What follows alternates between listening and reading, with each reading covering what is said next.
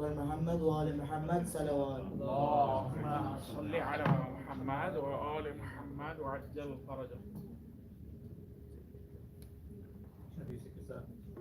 بسم الله الرحمن الرحيم. عن جابر بن عبد الله الأنصاري عن فاطمة الزهراء عليه السلام بنت رسول الله قال سمعت فاطمة أنها قالت دخل عليها برسول الله في بعض الأيام فقال السلام عليك يا فاطمة فقلت عليك السلام. قال إني أجد في بدني ذوقا فقلت له إذوك بالله يا أبتاه من الذوق. فقال يا فاطمة ائتيني بالكساء الماني فكتيني به فأتيته بالكساء الماني فكتيته به وصرت أنظر إليه وإذا وجهه يتلألأ كأنه البدر في ليلة تمامه وكماله. اللهم صل على محمد وآل محمد وعجل فرجه. ما كانت إلا ساعة وإذا بولدي الحسن قد أقبل وقال السلام عليك يا أمه فقلت وعليك السلام يا قرة عيني وثمرة فؤادي. فقال يا أمه إني أشم عندك راية طيبة كأنها راية جد رسول الله صلى الله عليه وآله. فقلت نعم إن جدك تحت الكساء. فأقبل الحسن نحو الكساء وقال السلام عليك يا جداه يا رسول الله أتأذن لي أن أدخل معك تحت الكساء. فقال عليك السلام يا ولدي ويا صاحب حوزي قد أذنت لك. فدخل معه تحت الكساء وما كانت إلا ساعة وإذا بولدي الحسين قد أقبل وقال السلام عليك يا أمه. فقلت عليك السلام يا ولدي ويا قرة عيني وثمرة فؤادي. فقال لي يا أمه إني أشم عندك راية طيبة كأنها راية جد رسول الله صلى الله عليه وآله. فقلت نعم إن جدك وأخاك تحت الكساء. فدنا الحسين نحو الكساء وقال السلام عليك يا جداه. السلام عليك يا من اختاره الله. أتأذن لي أن أكون معكم تحت الكساء.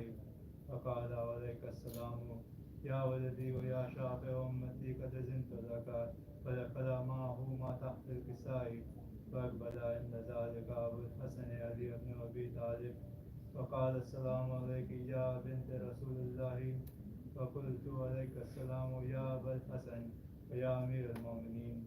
فقال يا فاطمة إني أشم عندك راية طيبة كأنها راية أخي وابن أمي رسول الله صلى الله عليه وآله. فقلت نعم ها هو ما ولديك تحت الكساء. فأقبل علي نحو الكساء وقال السلام عليك يا رسول الله. أتأذن لي أن أكون معكم تحت الكساء. قال له عليك السلام يا أخي ويا وسيم وخليفتي وصاحب اللواء قد أذنت لك. فدخل علي تحت الكساء ثم أتيت نحو الكساء. فقلت السلام عليك يا أبتاه يا رسول الله.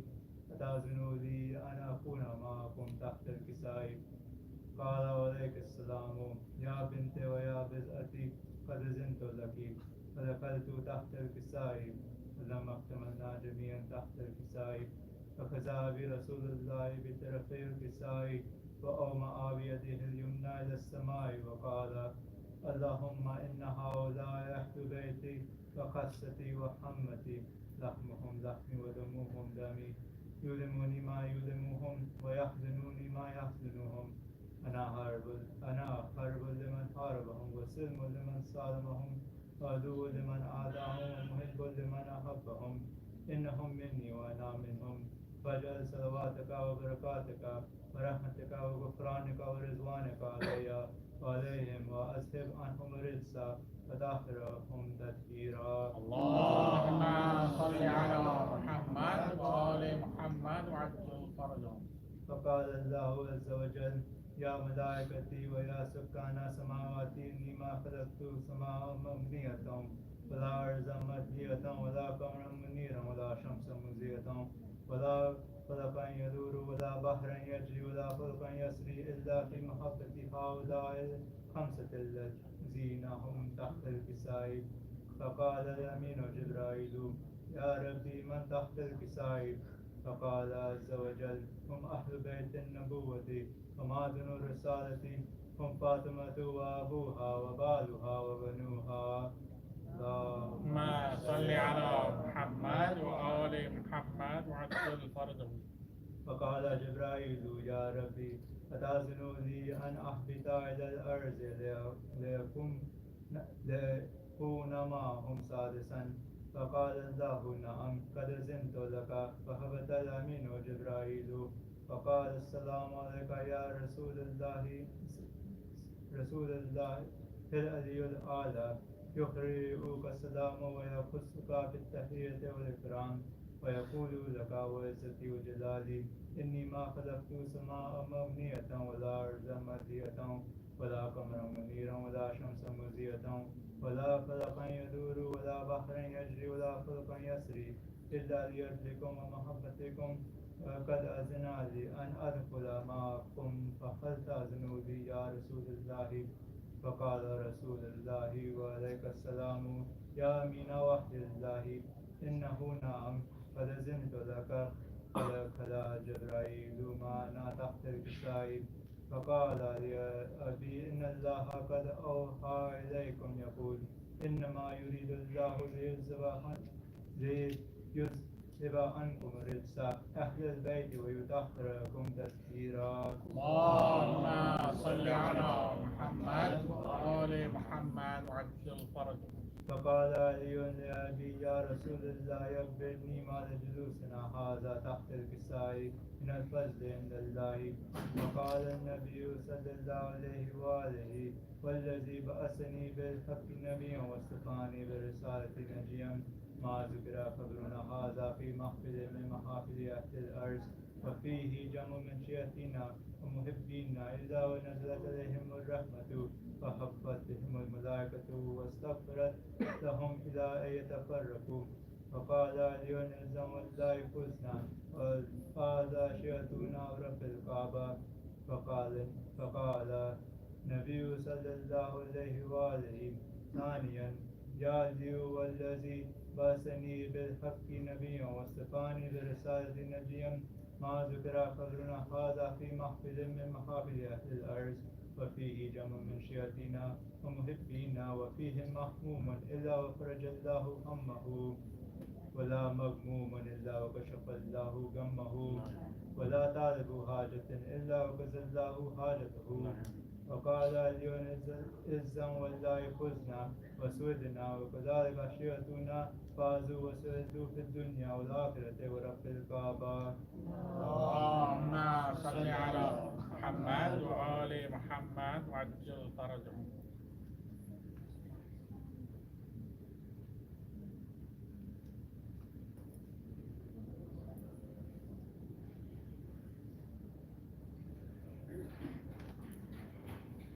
محمد وآل محمد صلوات. اللهم صل على محمد وآل محمد. اللهم صل على محمد وآل محمد وعجل فرجه.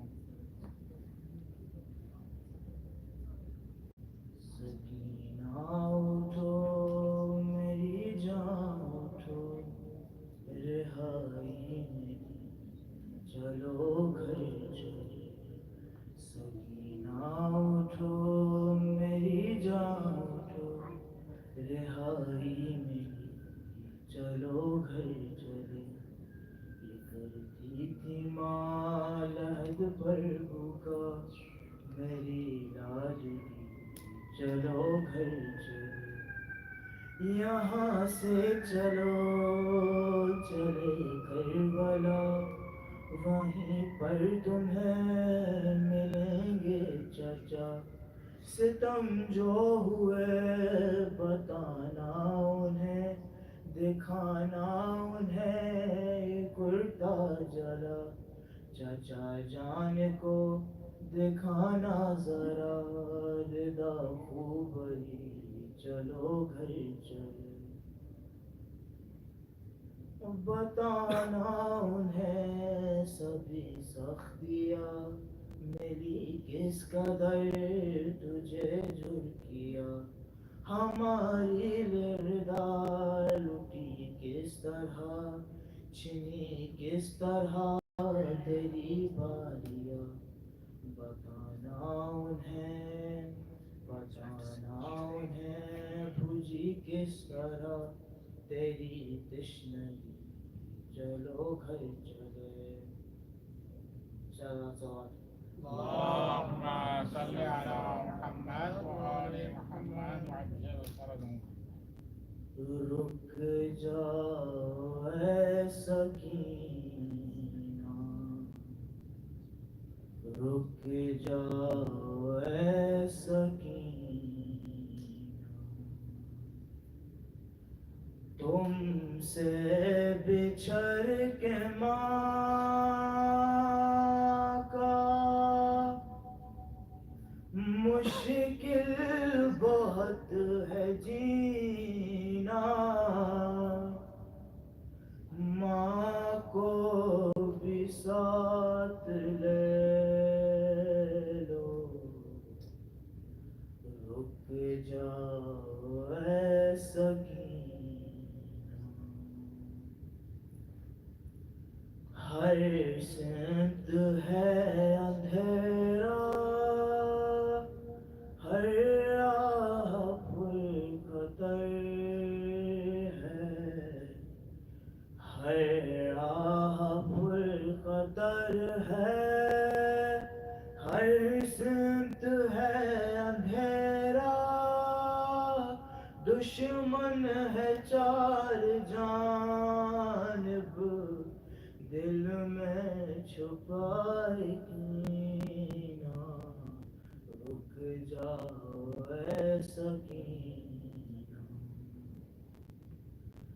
کھا کھا کے تم تماچے گھبرا گئی ہو شاید،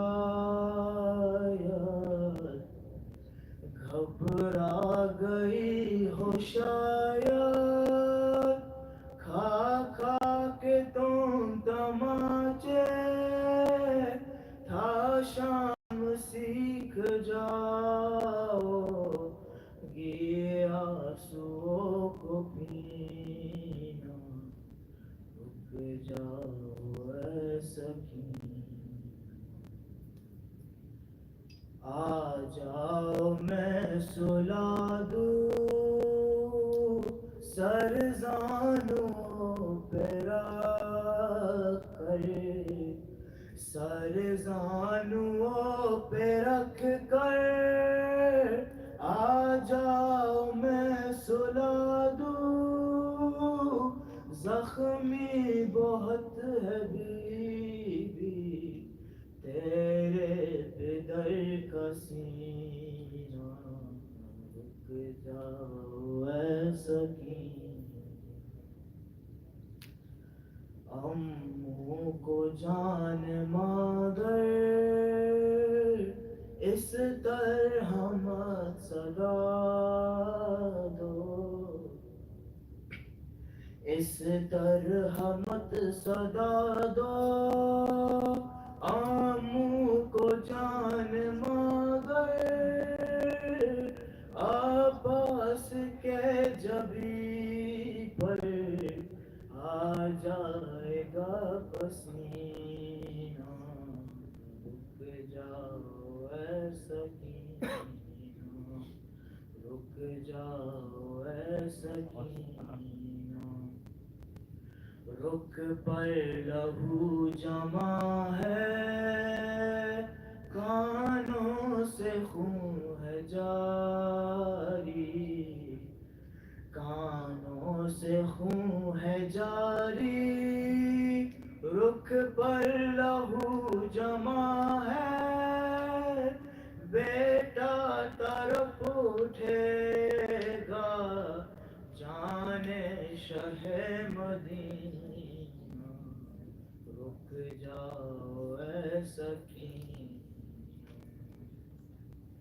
یہ بے کسی غربت ये दश्त नैना का, ये दश्त नैनवा का, ये बेकसी ये गुरबात, डूबा कहाँ है आकर तकदीर का सफीना, रुक जाओ ऐ सकीना, रुक जाओ ऐ सकीना। वर मोहम्मद वाले Mohammad सलवात।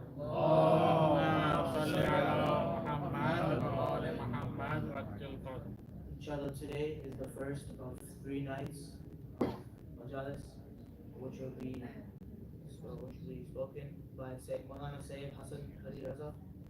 And on behalf of MASOM, myself, and the community, I'd like to thank Sayyid and welcome him to our center. Inshallah, we will learn much from him. So a little background from what I got from him. He was born and raised in New Jersey, and he earned his bachelor's in political science with a focus on Islam, and political and Islam and politics from Rutgers College. He pursued Islamic studies at Imam Ali Seminary in Orlando in 2010 and continued in Qom in 2020. Some of his research interests topics including Islamic education, parenting, metaphysics. He also explores contemporary topics such as democracy, atheism,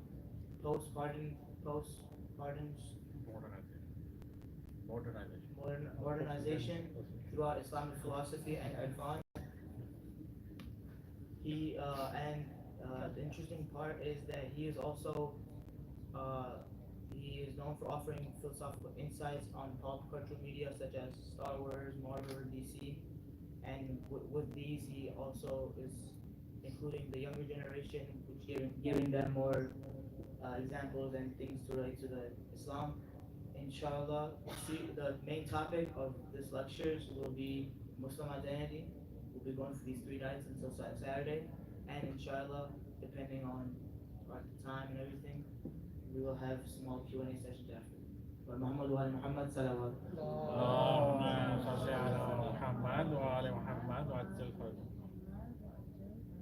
Inshallah, with the loudest salawat, please help me to invite Mana Sayyid Ali Hasan Ali Raza, Hasan Ali Rizvi. Muhammad wa Muhammad salawat. اللهم صل على محمد وآل محمد وعجل.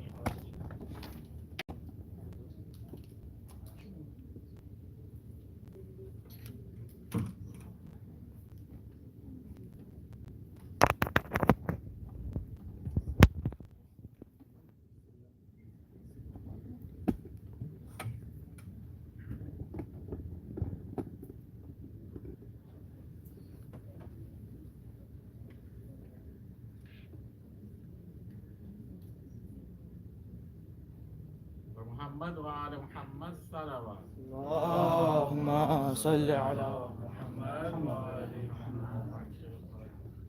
أعوذ بالله السميع العليم من الشيطان اللعين الرجيم. بسم الله الرحمن الرحيم وبه نستعين. لا حول ولا قوة إلا بالله العلي العظيم. والحمد لله رب العالمين. الصلاة والسلام على أشرف الأنبياء والمرسلين بالقاسم المصطفى محمد. اللهم صل على محمد وآل محمد. ثم الصلاة والسلام التحية والإكرام على أهل بيته الطيبين الطاهرين المعصومين المظلومين.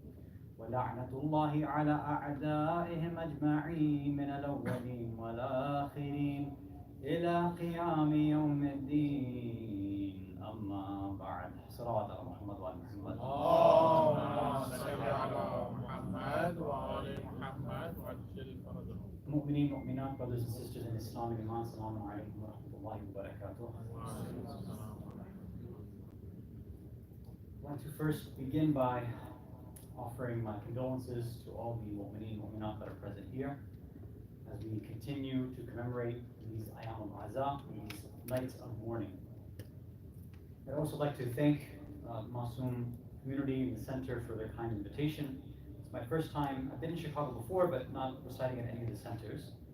And it's nice to not be here in December, which is a lot different here now. Inshallah, hopefully over these next few nights, we get to know some of you and we get to benefit from one another, inshallah ta'ala. So as the brother had mentioned, our topic will be about identity. And I don't know about you and what kind of lectures and topics you've listened to, right, over these years. It seems like it's one of those topics that has maybe been overdone at this point. It's kind of cliche, like Muslim identity, we get it. A lot of us who are born and raised over here, these different values, and there's this whole culture versus religion thing. Like, that's the conversation, right? That's Muslim identity. We're supposed to figure out how to be better Muslims. Well, yes, but there's some more details that hopefully we can kind of open up and discuss, inshallah, in these next 3 nights.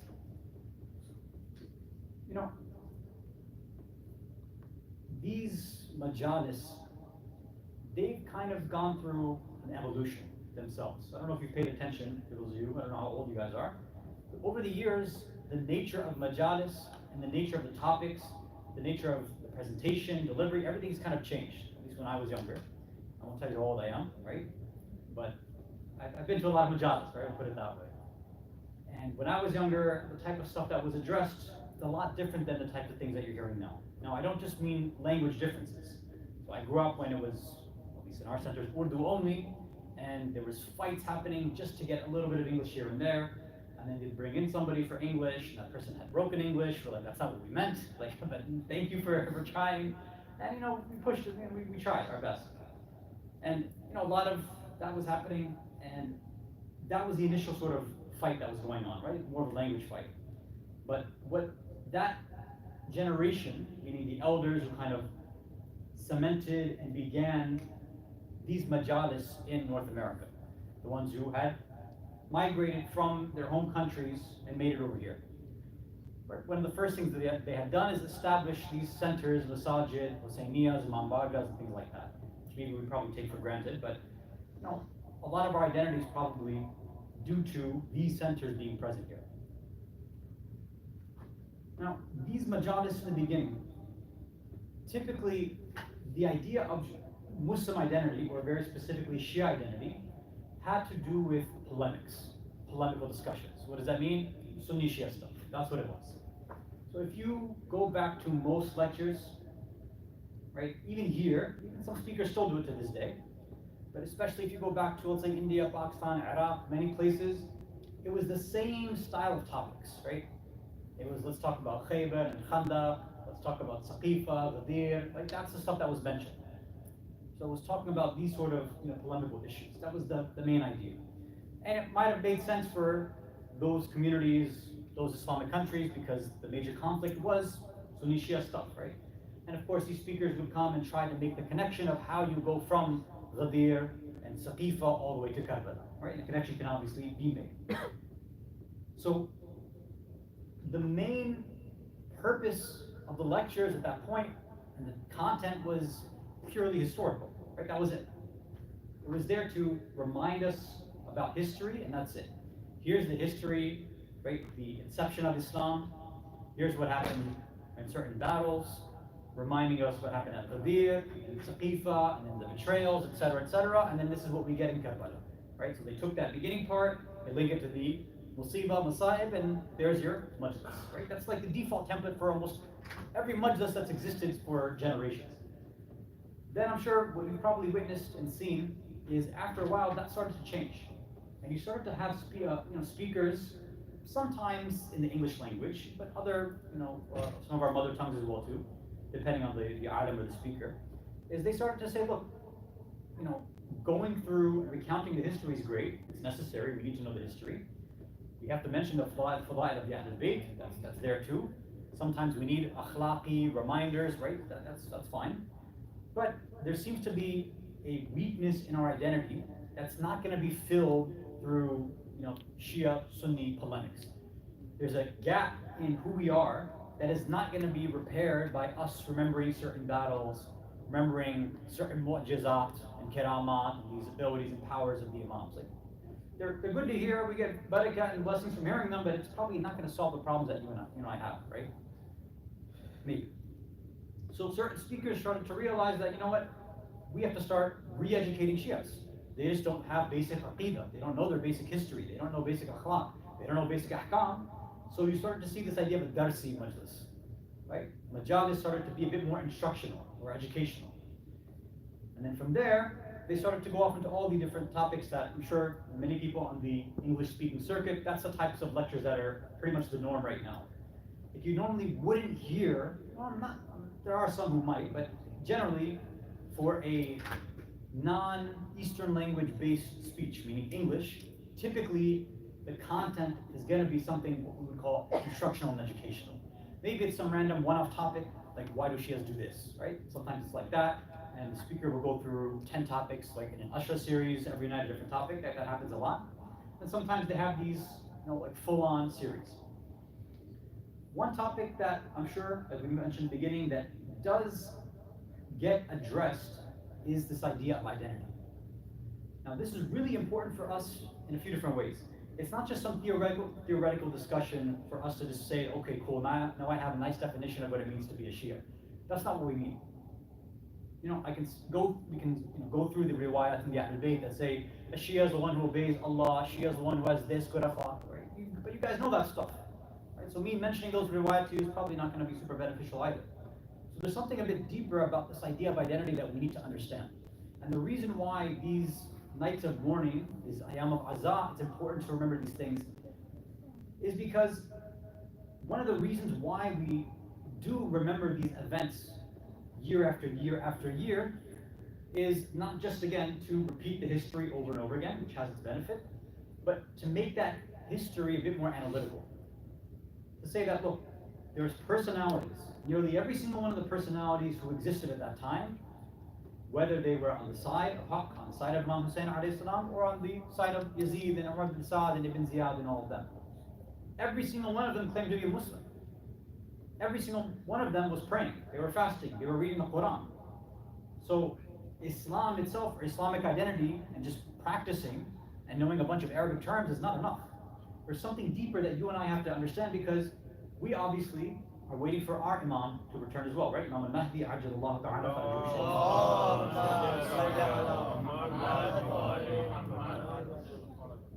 And there's a trend that we have to recognize in history as well too. This is probably the one historical point that I'll mention before we go on.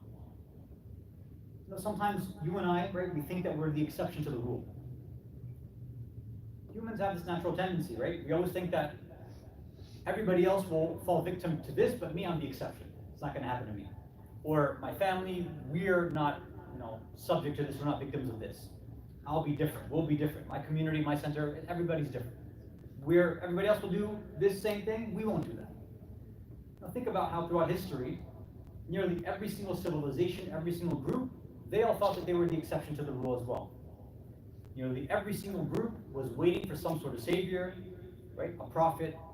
Fast forward, then somebody's waiting for an imam, a savior, and what happens? They start praying as hard as they can, come and save us, free us from this oppression.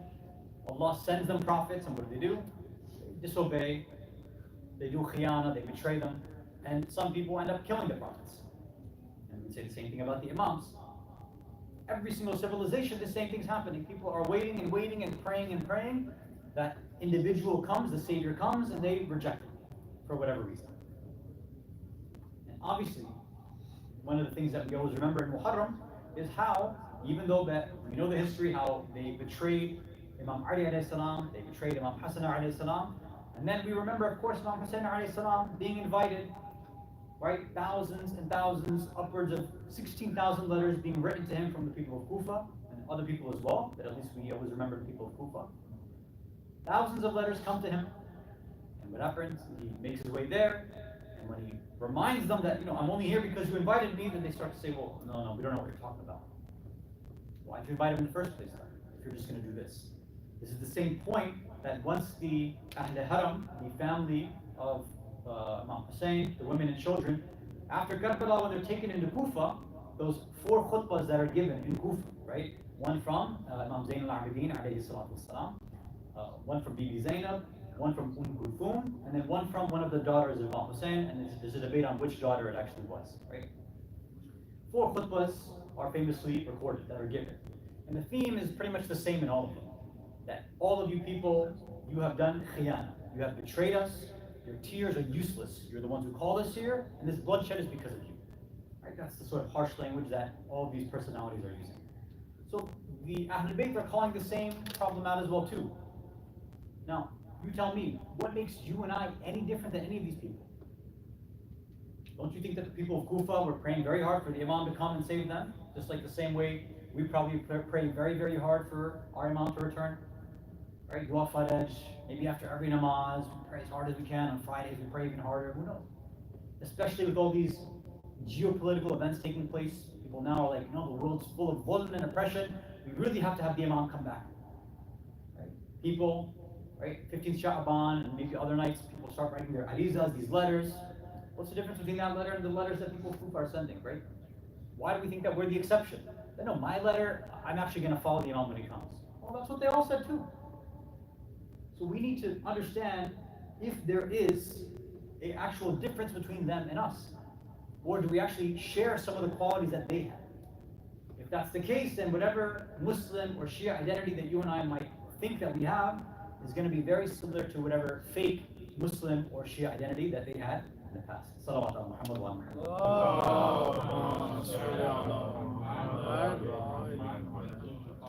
This is why it's important for us to understand really what this idea of Muslim or Shia identity actually is. We don't want to fall into the same traps of the past. If we're praying for the Imam to come back, we actually want to be his supporters and his defenders and his fighters and soldiers. Not somebody who's just going to say at the last second, sorry, I got work. I can't travel right now, my family needs me, sorry Imam, there's other people who can help you out. We don't want to be those types. So, first thing we have to figure out is this. When we talk about identity, what exactly do we mean? What is this idea of identity? Sometimes it's phrased or it's a response that comes from a question of who am I or what am I? Right? Somebody asks, who are you or what are you? Based on the response that you give or you and I give, that's what some people would define as identity. So, a brother, as soon as I got here, somebody pretty much asked about me, right? And when I mentioned, I came from Orlando, like, no, that's not what I meant, right? What they meant was ethnically. Like, well, where'd you come from? Okay, like, all right, so my parents were from Pakistan, but that's what they meant. So a lot of people, when you ask about identity, and we're speaking about identity, that's usually the first thing that comes out of our mouth, right? So tell me about yourself. All right, well, I'm Pakistani, I'm Indian, I'm Iraqi, I'm Lebanese, I'm Afghan, whatever it is. We usually go and jump back to that first. Especially us being minorities over here, we feel like, especially if it's a white person or a typical American asking us, that's what we feel like being cornered and asked, pressured into that. Like, okay, you're abnormal, you're not one of us, so tell us where you're really from. That's how some of us feel sometimes. So that's one way we answer. There's another way that we answer too, which is typically what? If somebody says, tell me about yourself, what are you, who are you? Besides ethnicity, what's the other typical answer people would give? It's your job, your occupation, right? If it's not your ethnicity, it's probably job. Well, tell me about yourself. Okay, well, I'm a doctor, I'm a lawyer, janitor, I don't know, cat food taste tester, whatever job you guys have here, I don't know. Whatever you're doing, right? You just give this answer. This answer that we give is actually revealing a lot about what we think about this idea of identity, right? The fact that we jump to ethnicity first or that we jump to a job first, there's a lot behind our thinking of why we would jump to those answers. Typically, it's because that's where we feel like we get our values from. And that's how we feel that everybody else is going to identify me. If I tell them I'm Pakistani or I'm Indian, or if I tell them I'm a doctor or a lawyer, they're going to start making judgments about me, and I want them to make judgments based on the answer that I give. If I mention my nice little white-collar, six-figure job, then I want them to think very nicely of me, that, I'm educated, and I have money, and this and that, I'm upper class, whatever it is. Or if I tell them about my ethnicity, I want them maybe to understand that I have certain values in terms of secondarily religion or language, or something like that. What's interesting is not many of us would probably say Muslim as our first thing. Now, there's a side debate over here, which I don't think we're going to go through tonight, probably going to run out of time. But there's a whole side debate too about, when some people do answer, and they might say, okay, no, I'm a Muslim. Some people might add something over here, right? They might say, oh, I'm a Pakistani Muslim, or Indian Muslim, or whatever. Or for those of us born and raised over here, this age-old question of, do I say I'm an American Muslim or not? Is that the way I should answer? Do I say American Muslim, Muslim American? Do I even add that adjective to it in the first place? Generally, the answer would be, we shouldn't need to. And there's a reason probably why we have to, but again, I think it's going to digress from the main topic, so I'm going to leave it aside for now. So now, why is this important? Again, when we're answering these questions, it's showing us and showing other people what we actually value. That's showing them, and it's telling to ourselves about what we think about our own identity. My identity probably first and foremost is Pakistani, or Indian, or Iraqi, or Lebanese before Islam even steps into the picture. Well, before I even start talking about God and the prophets and the Quran and this and that, well, technically my job is what defines me first and foremost, but yeah, and then also, Islam too, that's a good thing as well, right? It ends up being secondary. We don't even want to share with other people right away. Again, it's all about this idea of being able to pass judgment. Why? The society that we live in, people, because of lack of time, lack of intellectual vigor, and all this other stuff, we need to easily and quickly judge people as fast as possible, right? So I need just quick information as fast as possible. Give me 1 or 2 words that'll give me as much information as I need to know about you, so I can make a judgment and just put you in a box, right? We say pigeonhole you. That's what I need to do. So we have to figure out the right words to say to do that. So let's say we're trying to figure out somebody's politics, right? You say politically, which way do you lean? Now, when we ask that question, or somebody asks us that question, do you think that they really want, okay, well, on this issue, on this way, on this issue, on this, they don't want your whole platform. You're not a politician, right? They want you to say either you're Democrat or Republican. They want us to answer that I'm a liberal or a conservative. That's the way that they want us to answer, because that easy little one-word answer they take us, or we take that person and just put them in a box. If they say liberal, or they can say conservative, I can just now assign everything else that I need to about who I think they are. Right? That way I don't have to get to know them any better. I don't have to ask questions. I can just put them in a box and I can judge them really easily. We do the same thing for religion as well too. Right? These same sort of ideas. If somebody says, in terms of, you ask them about their religious beliefs, they say, I'm conservative or I'm traditional, then we have a whole bunch of ideas that come to our mind. Sometimes it means backwards. Sometimes if we hear that word, it means that, okay, they're actually practicing, right? It depends on our own point of view. If somebody says that they're liberal or moderate, some people might think that, oh, see, they're more critical thinking, or they're more open-minded. Or some of us might say, no, they're probably not even practicing, they don't really care about their religion that much. Or, my favorite is when somebody says that, I'm spiritual, not religious. Right? That's my favorite, right? Spiritual, not religious. Which is basically that I want all the benefits of religion without any of the work involved, right? So spiritual, not religious means that. This stuff happens in pop culture too. Meaning, the whole society around us wants to simplify the whole world, all of reality, into just 2 sides. And sometimes the way that we talk too is what? It's either haqq or batil. That's it. Right or wrong, black and white. That's the only way that things work out. So in pop culture, most fights, when you have any sort of disagreements, any mythology that's out there, there's only 2 sides to it. Right? So, easiest one would be, in terms of, you mentioned Star Wars before. Star Wars, you only have 2 sides. It's either Jedi or Sith, right? You only pick one. Whereas if you're a real Star Wars fan, then you know that, well, there's Dark Jedi, there's Grey Jedi, there's a lot of different Force users. There's not just one group. In terms of, let's say, Transformers, it's either Autobot or Decepticon, technically, right? You only pick one side, that's it. Anybody Assassin's Creed fans? Either an assassin or a Templar, no in between, right? So it's all these camps that are set up. And nowadays, with all the movies coming out, you have to pick either Marvel or DC. Or once you get involved into these universes, if you're DC, now you have to pick Snyderverse or, I don't know if they call it Gunverse yet, I'm not sure what the term is for it yet, but they're both pretty bad actually. I saw the newest one. That's not that great. I don't know why it's being hyped up, so they're both pretty bad. Anyway, we can discuss that in the Q&A, don't worry, we'll talk about this some other time. Okay. This is just a way of simplifying everything around us, right? Just put people in bad or good, this or that, that's all you get. All the nuance that's supposed to come out, all the different flavors and shades that come out that Allah has created, all the different combinations that are available, all this stuff is being pushed aside, which makes us dumber, it makes us simple-minded, it makes us judge people, because if this is the way that society is going to tell us to function, we're gonna judge people the same exact way. We won't have any of that same nuance as well. And then it affects our identity too. We start to see our own self in that same light. And there are some people who, because of this, the way that spirituality is described, either, I'm a sinner, or I'm actually like a mu'min now, right? That's it. It's only like there's two categories and that's it. Either I'm a real Shia or I'm a fake, right? And people can be really arrogant about that, or they can be like, like spiritual state of depression, right? Sometimes it's a serious issue. So this is something that we have to keep in the back of our mind as we keep going forward in this conversation. Salawat ala Muhammad wa ala Muhammad. اللهم صل على محمد وعلى محمد. Now, ideally, if we're talking about identity, I'm sure if we give the Sunday school answer, it's like, okay, what are we really? What should we be? We should say that we are Muslims or we're Shias. That should be our main identity. Where should we take our values from? Allah, and the Quran, and the Ahlul Bayt, Thaqalain. Okay, that's cool. But those, Miss America pageant answers are not good enough, right? And the way that we can understand how these answers don't really mean much is what? Whenever you and I are stuck, right? We have a decision, either we go one way or another. Or let's say we have multiple different decisions and options in front of us.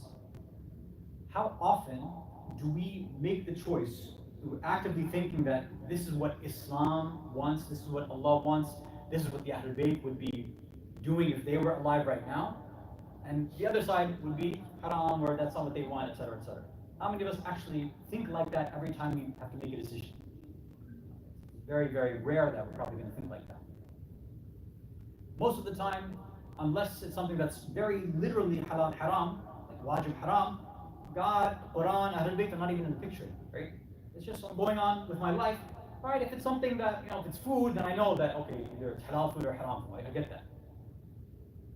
But for everything else, no, where is God in the picture? When it comes to social issues, socio-political issues, a lot of these conversations that have been happening over these years, right? We talk about, right now, if we're going by the most famous one, immigration rights, or the lack thereof. I'm pretty sure, I can guarantee everybody sitting here has their own opinion on whether everybody should just be able to come into the country, get this birthright citizenship, just be born here, right? Is that what it should be? Or that no, we have to close borders, it's got to be very strict, you can't have so many people in here. Everybody has maybe either one of those positions, or you're somewhere in the middle, you have some nuanced position. But when thinking about that, how often do we actually say, okay, is there an Islamic policy about immigration? Most of us probably never even thought that such a thing exists. We talk about things like gun rights. How was this state, by the way? Yeah? No? No, not great. Concealed carry here? I know people are like, no, I'm not telling you, man. Okay. That's the whole definition of concealed. Okay, fine, sorry. I'm from Florida, so yeah. So gun rights, people have their own stances on that too, right? What's the point? It's really dangerous, right? Why even have them? Like, people end up harming, when there's one in the house, they harm themselves and their family members, kids get hurt by them. Like, terrible idea, we just go follow the other Western countries and ban them altogether. Other people were, Muslim gun nuts. They're like, no, we need to be able to defend ourselves, X, Y, Z. So where in the equation did we ever say, all right, is there a Quranic position on this in the first place?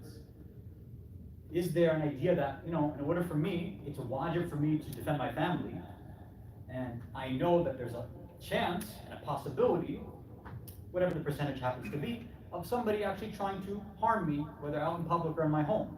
And if they're armed, and I'm not, I definitely can't protect my family.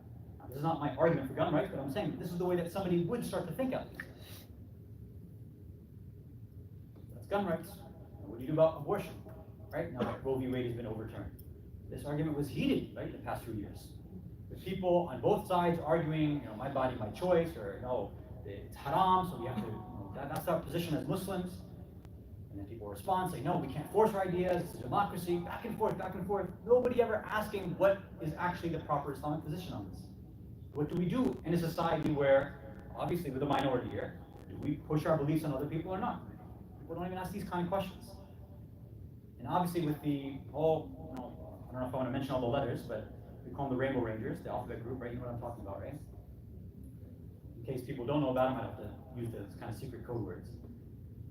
There are still surprisingly, amongst Muslims, a lot of different stances there too, right? People having rainbow-colored profile pictures and stuff like that once in a while. We're saying that, I have friends who are part of the movement and I support them. I'm not going to do it myself because it's haram, but I'll support my friend. What's the big deal? Love is love, all that kind of stuff, right? I can go on and on. We can keep going through these things. The idea is, when did Islam ever factor into any of this? Now, it's easy to just be like, well, God wants us to just love everybody. Like, okay, that's cool, like, Mickey Mouse hippie Islam, but is that actually what Islam says? Can you actually find me an ayah that would actually prove your point that this is the stance we should have on gun rights or abortion or rainbow stuff, whatever it is. Right? How many people can actually offer an Islamic argument, right? I can guarantee you most people can't. Even if you ask most ulama, they probably couldn't either because they haven't thought about these things very deeply. This is what identity should be able to help us understand and make decisions about. If my Islamic identity is thabit, it's established, and it's proper, obviously I'm not going to sin, I'm not going to go against what God wants, I'll do the obedience. Yeah, all that's there. I should have good akhlaq, that's obvious. But it's not just about the fact of practice, of ibadat and ita'at. That's not it. Yeah, all that stuff is there, it's fine. But it's also about the way that we approach the world and how we see reality too. What value the Quran actually has for me in my daily life. How do I actually reference the seerah and the history of the Ahlul Bayt so that I can actually use it in this day and time? That's what a real Muslim or Shia identity should be. It's someone, their core focus, their nucleus, their axis is what? It's Allah, that's it. And everything is sourced from that. And that's what we have to try to unlock for ourselves, inshallah, over these next few nights. Salawat ala Muhammad wa Allahumma salli ala Muhammad wa ali Muhammad. So now, I want to quickly just kind of summarize what that means. Identity is basically comprised of a few different things. Identity is an answer to 3 specific questions, right? And it's been summarized in some beautiful way, I'd say, by Amir al-Mu'mineen, Ali ibn Abi Talib alayhi salam.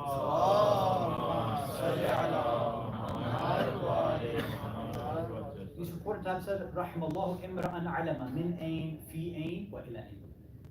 May Allah's rahmah and His mercy be upon the person who has ilm and knowledge of what? 3 things. Min ayn, where they came from. Fi ayn, where are they right now? Wa ila ayn, and where are they going? Now, okay, what does that even mean? So if we go to the min ayn, where are we from? Well, does that mean Pakistan? Does that mean New Jersey? Right? Does that mean I don't know the names of cities around here, Naples, Niles, whatever is going on, right? Is that the answer? No, that's not the answer, obviously. Do I say I'm from Earth? Is that the answer? No. Where are we actually from? No, what's the best Sunday school answer you can get? Where are we from? Nobody's graduated Sunday school? Say it loud, it's okay. Allah. Yeah, thank you very much. Yeah. We're from Allah. It's simple, right? We're from God. That's it. Okay. Now, the second question. Fi ayn, where are we right now? Now, no, I don't want you to answer MASOM. That's not what I want you to answer either. Where you are right now means, okay, based on where I am, meaning, okay, I came from God. Now, if God created me and He put me over here, then does He want me to do certain things while I'm here? Or in other words, what does God want me to do while I'm here right now? Has He set up a system for me?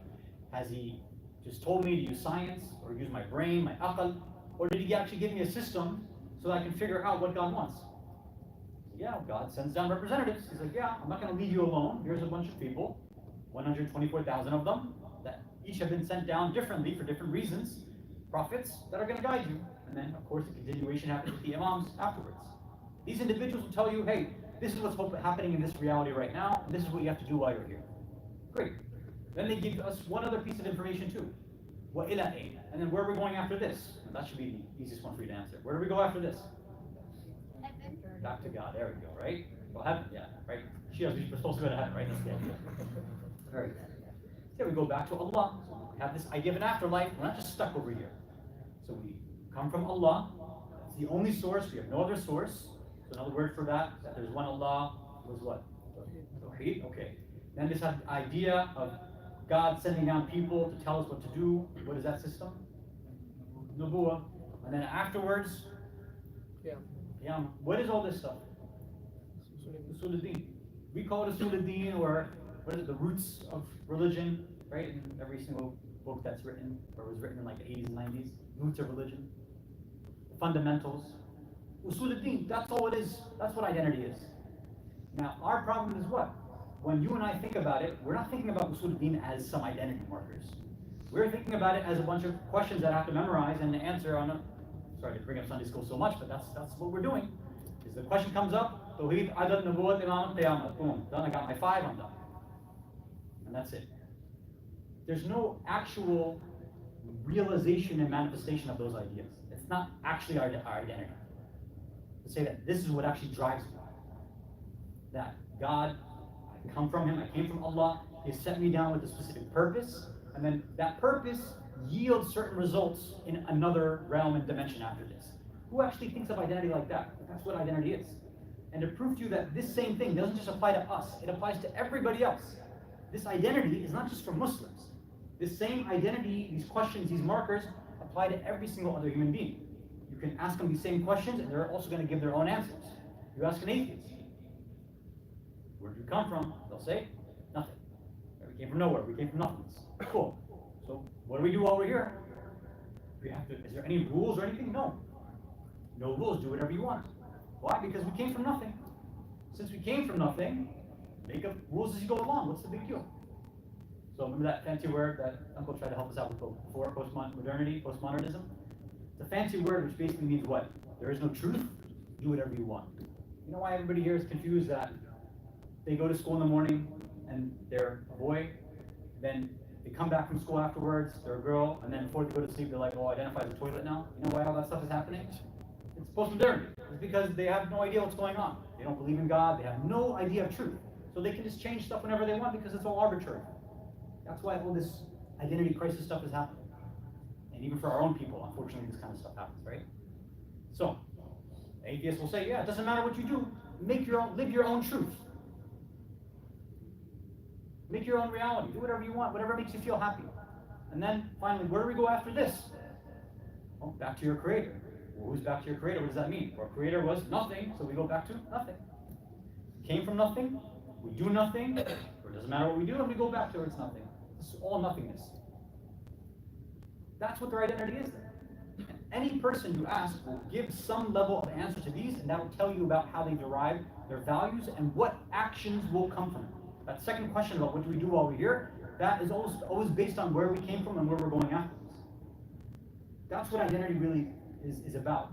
How I see reality, how I'm informed about reality will inform my behavior. Let me give you another example to help illustrate this point if you can recite a salawat al Allahumma salli ala Muhammad wa ali Muhammad. What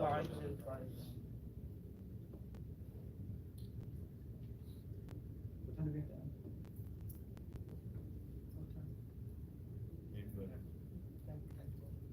10, 12? That's what I 10, 20, then. Okay, I'll try to wrap up then. We'll go inside. So, have any of you, I don't know if yourselves are, but met anybody that's vegan or vegetarian, something like that? Yeah? Now, typically, if somebody's a vegan, they're going to let you know, right? They don't hide. Right? They love to do da'wah about their veganism, right? They love doing tabligh. Because they like to tell us about how important it is and why they do it, and hurting animals is not good, all this stuff, right? So imagine you have this friend that's a vegan, and they've been going on and on about animal rights, and you can't even have any byproducts, all this stuff harms them, it's bad, the whole industry is bad, everything. Anyway, you decide, okay, let's go out to eat somewhere. And you pick a place, you say, look, well, I still want to eat meat, I'm a meat eater. So you say, all right, we go to this halal place, so at least I can get what I need, but there's vegan options there too, so you can get some, I don't know, bean, taco, whatever you want to get, I don't know, man, get your vegan meal. Some salad or something. They're like, okay, fine. You go out with your friend, and you order your meal first, right? Now, if you're smart, what do you get? You get a filet mignon, medium rare, maybe some. Okay, I'm getting hungry right now. Sorry, I'm gonna. So you get your meal, right? Now imagine your vegan friend, they hear you order, like, oh, actually, you know what? That sounds good. Make it two. You're like, wait, what? Hold on a second. You're a vegan. What are you doing? Like, oh, I'm a spiritual vegan. What do you mean? You just told me all this stuff. You're going on and on about the value of animals and you can't harm them and all this. Now you're ordering meat in front of me. What's the point of being a vegan? Like, oh, I'm working on it. What is this? It's a joke. Now you tell me, you should know where this analogy is going. You and I are going to go on and on to other people, especially about how great Shiism is, how great the Imams are, their akhlaq, their fada'il, all this stuff. And then, in front of them, we use language we're not supposed to, we engage in behavior we're not supposed to, we do haram things. What message is it sent to other people? What message is it sent to the Imam at the time? Like, is this a joke for you? Is this Islam? Is that what it is? No different than a vegan just eating meat after saying they believe in all these values. It's something within their identity, it's not there. You can claim that, oh, I think it's bad to harm animals, and then you actually go and eat one, like, okay, you actually don't actually believe this then. You're saying all this, but you don't really believe it. So your vision of reality is different than what you're claiming. That's why you act different. You and I, we speak Islam, but we're not living Islam, because whatever Allah is telling us about reality, whatever the Quran says about this reality, whatever the Ahlul Bayt have mentioned about this reality, we're like, sorry, I don't buy it. Some of this stuff, fine. Maybe a few of these things, okay, alcohol being bad, because I've proven it for myself, fine. Okay, then Allah, I won't do that. But some of this other stuff, Allah, that you said, I don't know if I agree with it. So maybe I'm not going to do it.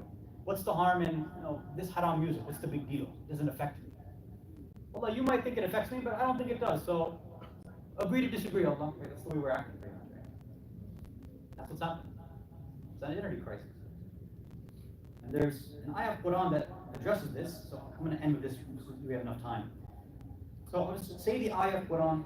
I want you to think about this yourself, and we'll continue with this tomorrow, inshallah. So this is in Surah Al-Hashr. Salawat ala Muhammad wa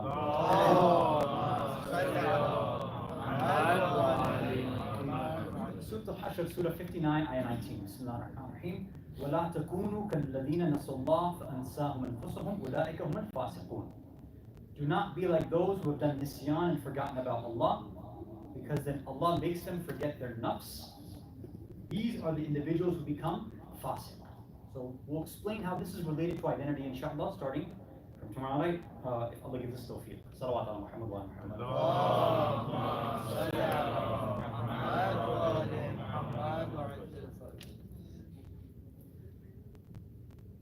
This idea of identity is something profound, and we see it in the battlefield of Karbala. We see it in Kufa amongst the so-called supporters and lovers of the Ahlul Bayt and the enemies.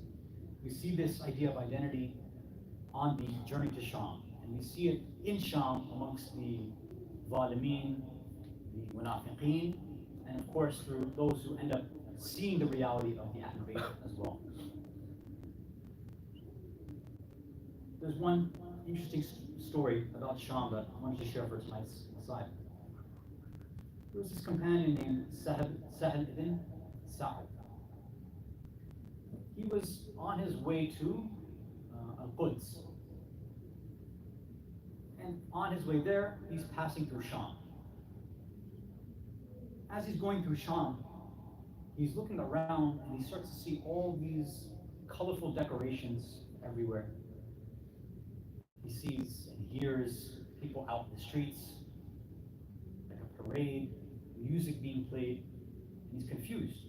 He said, I wonder if there's a special Eid, a festival that the people of Sham have that nobody else has. I've never seen this before.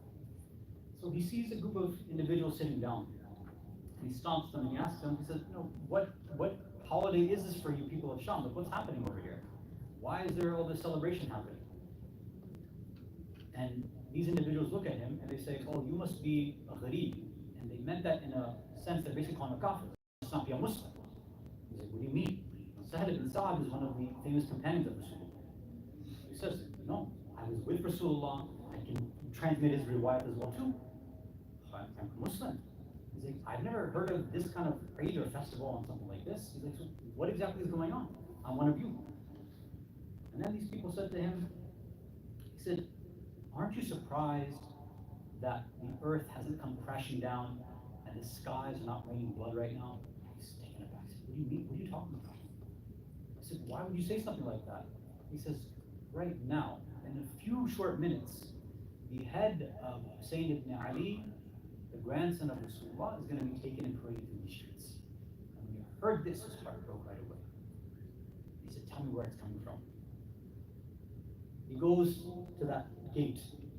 And he sees now all these individuals that are being paraded in the streets as though they were slaves, captives of war.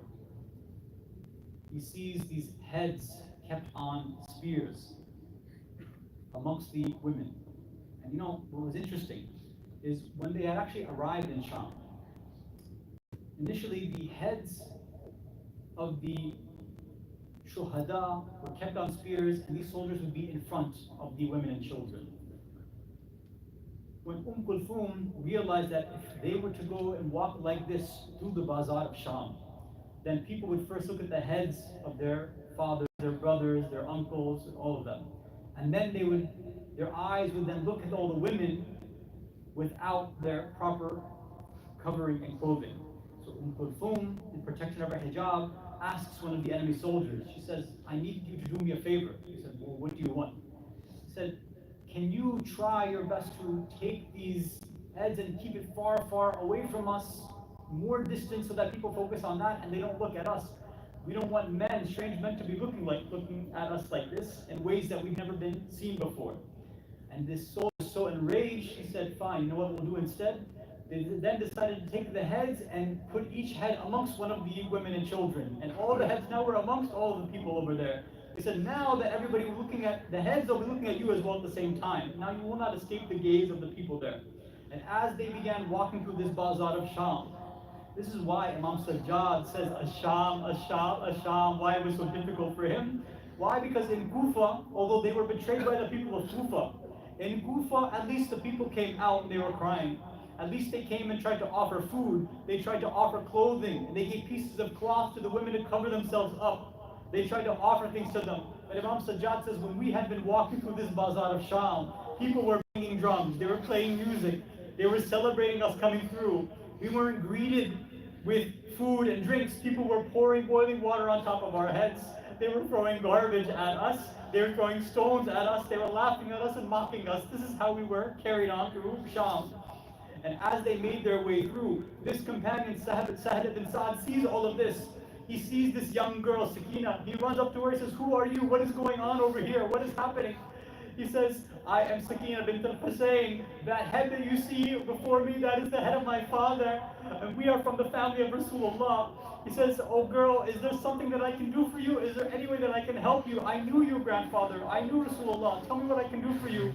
He says, oh kind sheikh, oh kind man, can you please go and tell them to keep the heads away from us so they stop looking at us and the heads? We don't want to have people look at us anymore. So he goes and tries to tell the soldiers to do all of this. And they do not listen to them.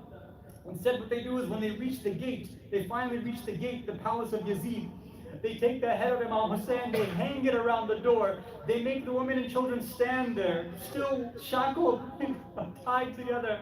They make them face the door to face the head of Imam Hussein. Kulthum sees this and begins crying out, Ya Jadda, Ya Rasulullah, look at the head of your Hussein hanging here like this, with no one coming to help us.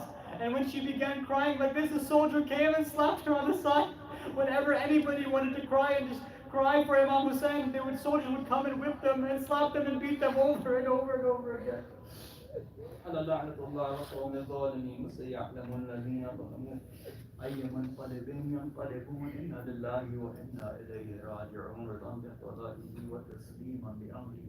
فاطمة حسين. Ya Hussein, Ya Hussein, Ya Hussein, Ya Hussein, Ya Hussein, Ya Hussein, Ya Hussein, आ गई बिन्ते अली बेरदाहत बंदे भरे बाजारों में आ गई बिन्ते अली बेरदाहत बंदे भरे बाजारों में आ गई बिन्ते अली बेरदाहत बंदे भरे बाजार जिसने सूरज न کبھی دیکھا ہے رو رہی ہے وہ گناہگاروں میں آ گئی بنت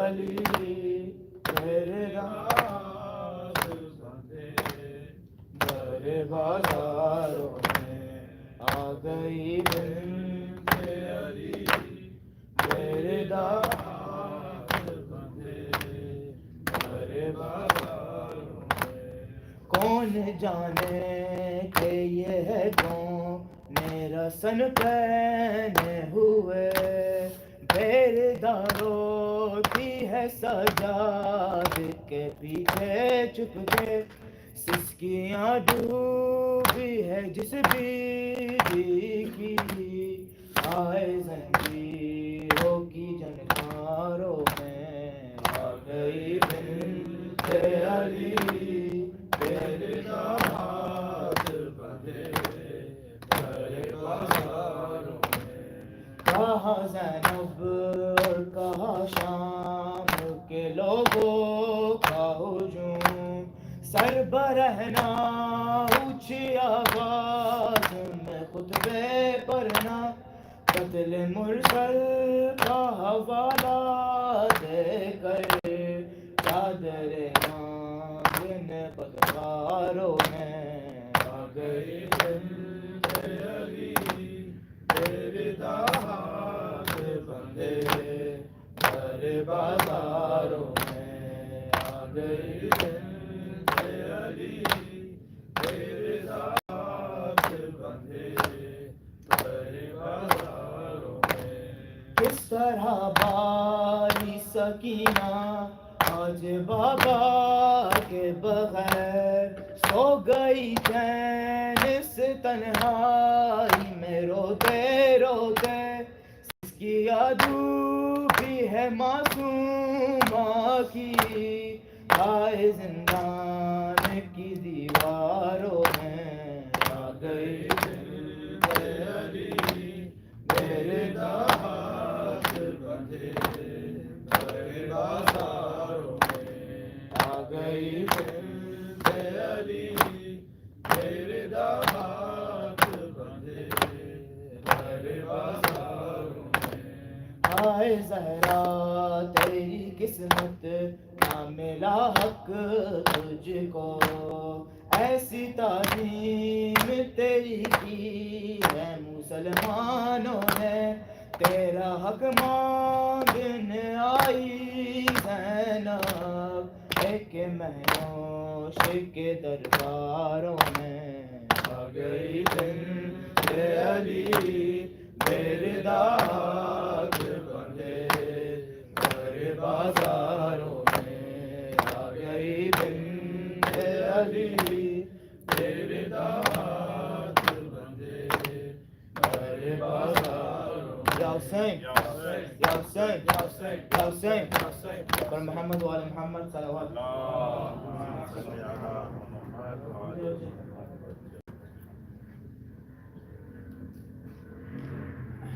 السلام عليك يا رسول الله السلام عليك يا نبي الله السلام عليك يا أمير المؤمنين السلام عليك يا فاطمة الزهراء سيدة نساء العالمين السلام عليك يا حسن المجتبى السلام عليك يا سيد الشهداء بكربلاء السلام على الحسين وعلى علي بن حسين وعلى أولاد الحسين وعلى أصحاب الحسين السلام عليكم يا أئمة المعصومين علي بن الحسين ومحمد بن علي وجعفر بن محمد وموسى بن جعفر وعلي بن موسى ومحمد بن علي وعلي بن محمد والحسن بن علي السلام عليك يا حجة القائم بن حسن المهدي مولانا صاحب نصر والزمان الأمان الأمان الأمان عجل الله تعالى فرجه وسهل الله مخرجه وظهوره واجعلنا من خير أعوانه وأنصاره وشيعه والمستشهدين بين يديه السلام عليكم ورحمة الله وبركاته.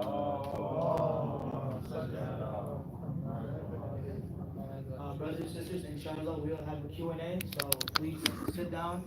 Don't come to be passed on. You can ask Sayyid any questions. Muhammad